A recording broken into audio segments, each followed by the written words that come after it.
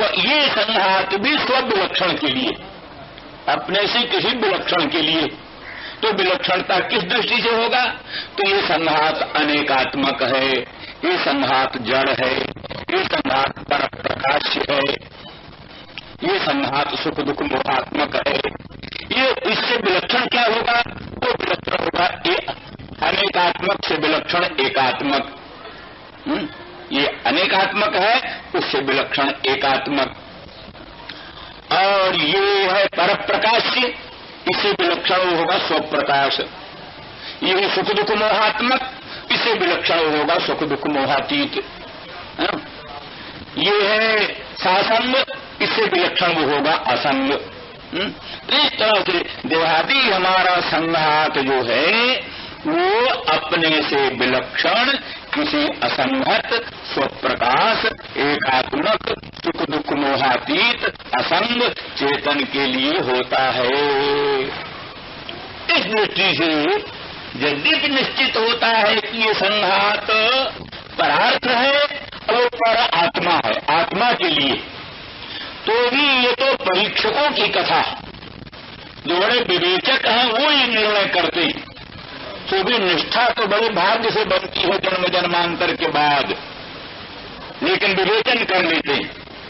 लेकिन निष्ठा यही हो जाए, देह इंद्रिय मन बुद्धि अहंकार आदि संहार असंगत स्वप्रकाश अखंड एक सुख दुख मोहातीत असंग चेतन के लिए है, ये निर्णय हो जाए, ऐसे निष्ठा भी हो जाए तो जन्म जन्मांतर का पुण्य।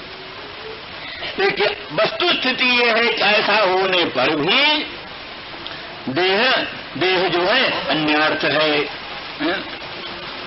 पुत्र के लिए है, पिता के लिए है, पत्नी के लिए है, जाने कितने के लिए।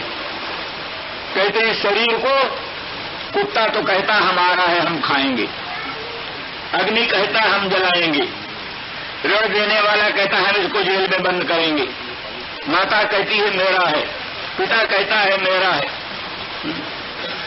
इस तरह से अनेक ग्राहक हैं इसके, इस शरीर के अनेक ग्राहक।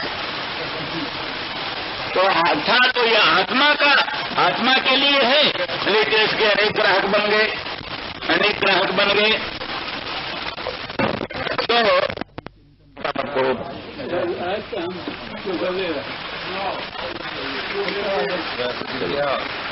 हाँ, तो इसलिए है कहने का मतलब हुआ कि अन्य प्राणी ये इंद्रियां सब अन्य पर हैं, इसलिए परांच खानी विग्रह स्वयं नेत्र रूप दर्शन के लिए व्यग्र है, कान शब्द रसास्वादन के लिए व्यग्र है, रसना रसास्वादन के लिए व्यग्र है, और घ्राण गंध आघ्राण के लिए व्यग्र है। इस तरह से ये विभिन्न विभिन्न विषयों में तन्मय है, भगवत तत्व को आत्म तत्व को भूले हुए। भगवान कहते हैं अगर किसी सौभाग्यशाली ने इनको सबको भी मत पर बना दिया, व्यवहारिक रूप में भी मत पर बना दिया, अर्थात मेरे गुणगणों के श्रवण में ही कान को लगा दिया, मेरे चित्र मंगलमय दर्शन में ही नेत्र को लगा दिया, मेरे मधुर मनोहर मंगलमय स्वरूप का रसास्वादन सुस्पर्श का रसास्वादन करने के लिए तो को लगा दिया, तो उनका देह भी हमारा हो जाता है, उनकी इंद्रियां भी हमारी हो जाती हैं, उनका कार्यक्रम संघात भी हमारा ही हो जाता है। उनका आत्मा ही भगवान का नहीं, उनका देह भी भगवान का, उनकी इंद्रियां भी भगवान का, उनका सर्वस्व भगवान का। इसलिए मन मनस्का मत प्राणा, वो मन मनस्क हैं, मत प्राण हैं। इसीलिए भगवान कहते हैं कि उनकी आत्मा में, उनके अंतःकरण में, उनके प्राण में, उनके मन बुद्धि में हमारा ही सन्निवेश है। इसलिए उनकी आधी हमारी आधी, उनकी जो आधी है, आधी माने मानसिक पीड़ा,